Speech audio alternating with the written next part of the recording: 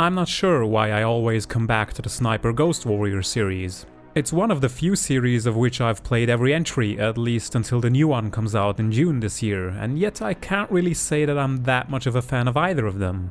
I absolutely hated the first game because of its unforgiving AI, where enemies could spot and hit you from ludicrous distances even without sniper rifles. The second one fared a bit better, but it was basically a poor man's Call of Duty with an extremely short, overly scripted campaign. The third one decided to try and be a Far Cry game, so you had a generic open world map with tons of points of interest and missions dotted around the place. Being so spread out over the open world meant that a lot of your time was wasted with having you drive to and from mission sites. Each game also tried having a narrative, but they were all complete waste of time because none of the characters were sympathetic and the scenarios and their reasons were boring and overall fairly cliched. I don't think I would have ever picked up Sniper Ghost Warrior Contracts if it hadn't been included in the most recent monthly Humble Bundle. And since my review of the previous game is still the best performing video I ever put out, maybe I can make lightning strike twice, though I'm not holding my breath. It seems like the developers have learned from their previous mistakes, at least somewhat. While the game still features an open world design with 5 maps to explore, each of which contains multiple objectives to fulfill, it now no longer invokes Far Cry as much anymore by having you endlessly drive around the place and fill the map with tons of pointless markers. And thankfully the game already has fast travel points in place from the word go, which is a godsend because I couldn't be bothered to trek through this world any more than strictly necessary. The sniping gameplay, the core around which everything else is built, is better than ever. As before, you need to take wind, bullet drop-off, and even the travel time of your bullets into consideration. This can obviously be a bit of a challenge if you don't have an intuitive way of knowing where a bullet is going to land once you fire it. The previous games attempted to get around this by giving you a mechanic where when you hold your breath, it also highlights the spot the bullet will hit when you set the scope to the appropriate magnification and dial in the distance. Contracts actually has a neat little twist in the way it provides this aim assist to you, in that it doesn't give you the exact point the bullet will hit, instead just showing a general drop-off curve along which the bullet will travel. And it's up to you to find out where along that curve the bullet will land by taking the distance of the target into consideration. I like that this increases the skill floor from the previous game somewhat, but still keeps it accessible to newcomers. It also allows you to take shots without knowing the exact distance of a target during the many sections of the levels where there's some sort of jamming device present that doesn't allow you to mark enemies. However, the previous games allowed you to turn this aim assist feature off entirely, and the hardest difficulty didn't even allow using it. I myself never turned it off. I'm not that good, but better players at least had the option open to them. Contracts, by contrast, always shows you this drop-off curve no matter the difficulty. And even while I wouldn't have turned it off myself, reducing options for players is always worthy of criticism, because there's no reason why you wouldn't give your players the option of increasing the difficulty if they really wanted to. Remember, the more granular you make the difficulty options for players on both ends of the spectrum, the better. So if the sniping gameplay is better than ever and some of the faults of the previous ones haven't made a return, this game must be quite good, right? Well, unfortunately not. For one, even though the maps are no longer typical sandboxes, they're still incredibly annoying to navigate. Usually you have 3 or 4 places on each map that house objectives, but enemies are present even outside of them, so walking around from place to place makes no sense for the most part if you can just bypass everyone with the fast travel system. Unless of course you want to go after all the collectibles, but then we're back at that tired old open world implementation where the only reason for having an open world is to hide collectibles. And the collectibles are only there to justify the open world since they don't integrate meaningfully into the narrative, so it's basically an Ouroboros where one justifies the other and vice versa.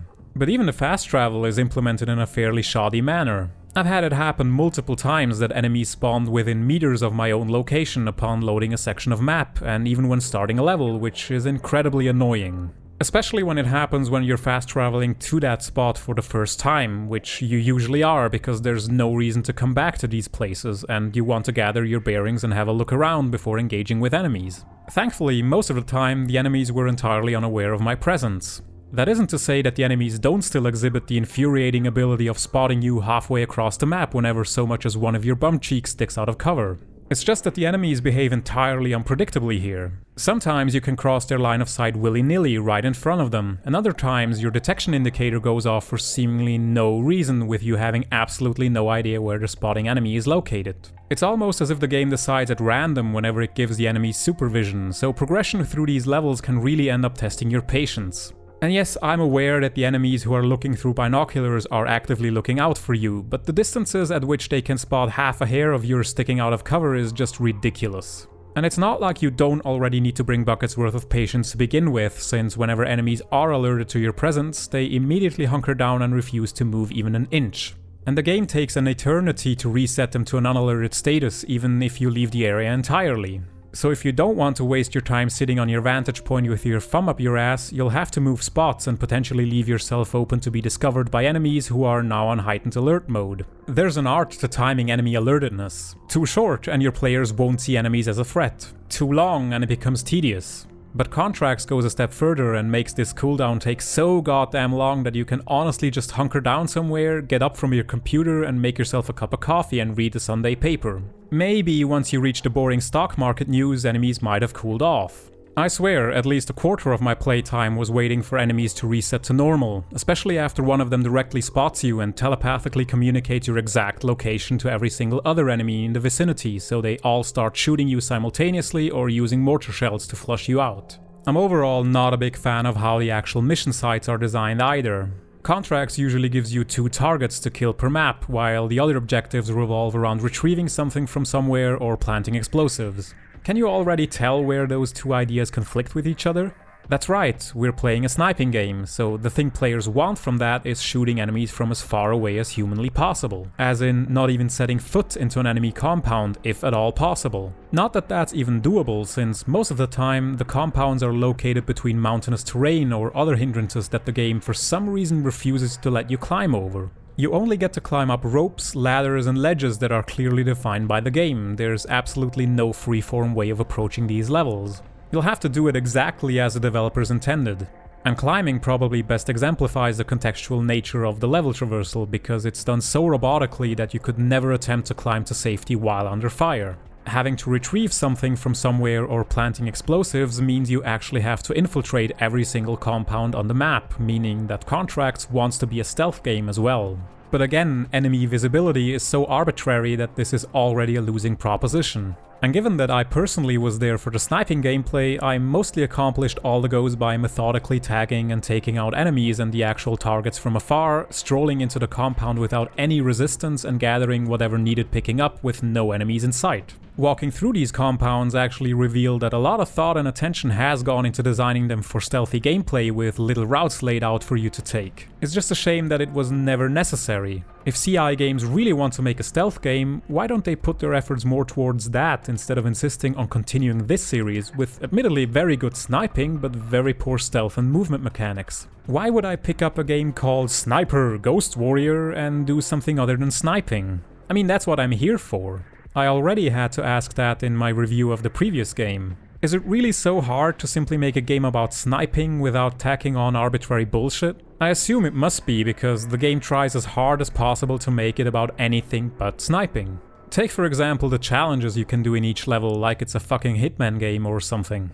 Each map gives you a bunch of additional challenges to complete, from killing the targets in a predetermined time limit to doing the entire mission with just your knife. That last one is actually given in the same map that also has another entirely different challenge of killing an enemy from over 300 meters distance, as if the game wants to brag about all the replay value it has. Safe to say that I never bother with any of these additional challenges unless they happen to coincide with the sniping gameplay, because honestly, why would I play these levels multiple times? It's not like this is some kind of reactive clockwork simulation, it's a basic FPS with tacked on stealth mechanics and artificial limits on level traversal. Besides, the things you get from doing all these challenges is just money and a few different kinds of upgrade points that you can either spend on the perfunctory weapons shop for a bunch of pointless weapons and mods, or to upgrade your character in one of the most token upgrade systems I've ever seen. The only thing you need to spend money on is buying the drone after the first mission, and once you have, you can pretty much ignore that part of the game altogether. Especially if you ignore all the collectibles, because you can only get certain upgrade points by doing those. And while I'm already talking about traversal, the game also constantly managed to annoy me by having me get stuck on the map geometry, where I had to take a step back from a 2cm ledge or a rock or something and jump over it, praying to the gods of blindness that the enemies wouldn't spot me in the process. For all the touting of long-distance gameplay, the bits that directly surround you are sometimes incredibly shoddily executed. I previously mentioned that not all of Far Cry's habits have returned here, but I also mentioned enemy tagging a few paragraphs ago. And yes, just like in the Far Cry games, most of the time you'll start infiltrations by keeping a lookout for all the enemies and tagging them on your HUD. To do this, you have two methods, a little drone and a set of binoculars. And I do have to ask, why can we only tag enemies with the binoculars and not directly with the sniper scope? It's just pointless busy work to switch between the two every single time you notice an enemy you haven't tagged yet while scoping. But that's not enough in the way of finally getting to the shooting. As mentioned before, the game also features certain compounds with jamming equipment that disable tagging entirely and also prohibit the use of the drone. It's as if the game wants to show you all the flashy gameplay it has on offer, and yet you always have to do some bullshit thing first in order to get to make use of said gameplay. I don't care that it's realistic for someone to set up an anti-drone perimeter, it's just not fun. Favoring realism over fun is never a good proposition for a game. Of course, realism is only ever embraced when it makes the game more frustrating, but never when it would actually help the player. Your drone has a frankly insulting flight range, even once you upgrade it to 185 meters. I happen to own a drone myself, which has a range of a couple of kilometers and a battery that can last up to 30 minutes under ideal conditions. But Contract's drone runs out of batteries in about a minute. Why?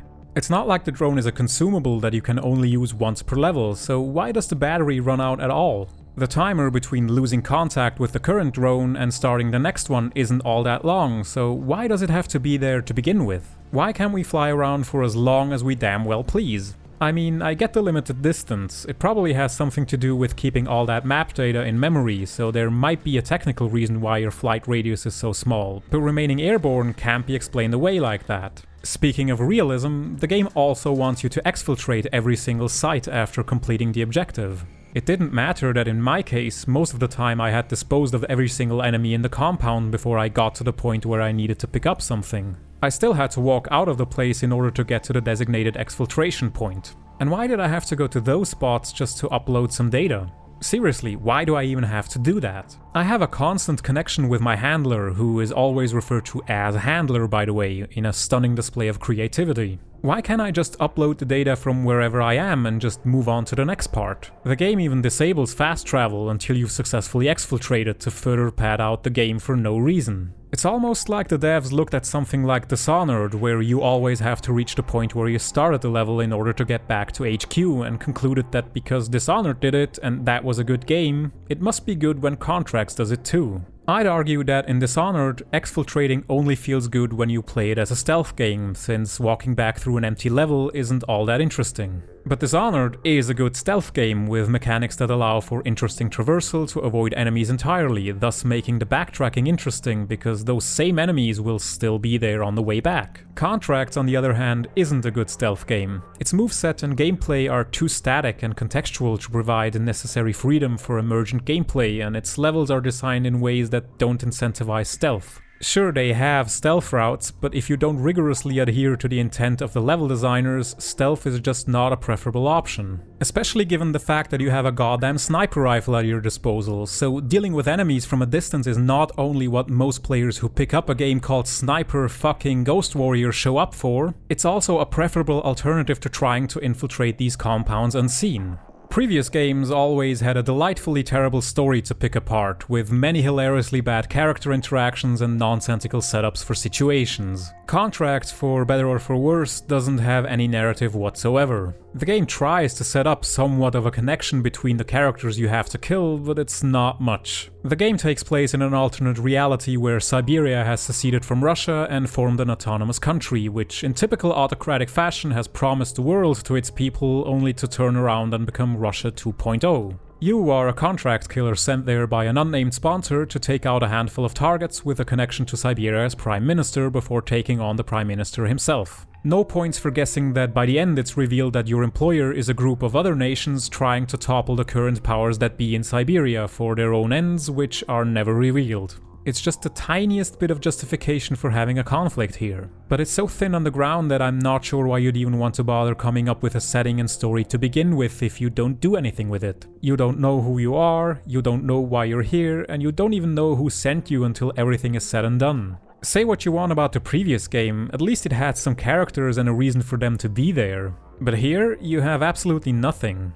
And since you're mostly tasked with shooting your enemies in the face from half a kilometer away, it's not like you get to have any interactions with the bad guys to begin with. It's a shame that CI Games simply can't manage to knock out a good game in this series. They've tried so hard, aping Call of Duty and Far Cry with the previous games, and this time around they seem to have set their sights onto Hitman, with its contracts, challenges that force you to replay missions multiple times, and even the logo of the next game looking like the ones of the most recent Hitman games. It's sad to see that the competent sniping gameplay is once again wasted beneath layers of forced stealth gameplay, schizophrenic enemy AI, highly funneled level design that disincentivizes clever traversal, and non-existent writing. Heck, even the one thing that the previous game excelled at isn't around anymore, and that's the music. Even though this game's soundtrack was written by the same composer, he opted to no longer use those wonderful Eastern European influences, aiming more for generic background music. So in essence, Sniper Ghost Warrior Contracts is another subpar entry in this series, and as such, I can't really recommend it to anyone but the most hardcore fans of sniping gameplay.